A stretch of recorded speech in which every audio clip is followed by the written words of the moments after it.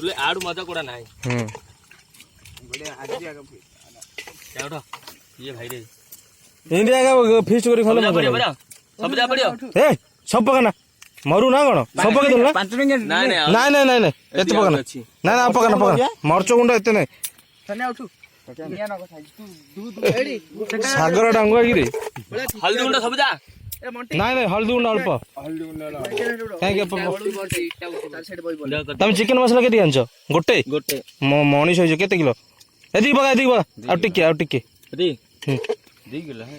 आ काई धनिया पाउडर जीरा पाउडर जीरा काई पाउडर एडा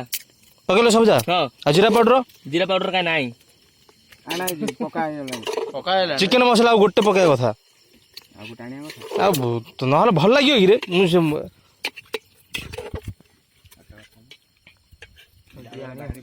जाटी जाटी देउ सकाळ को सकाळ ए साल टिके मस्त काळे टिके रहले इट्टा देखुनो ये गोटे मेमोरी इटा रखिदो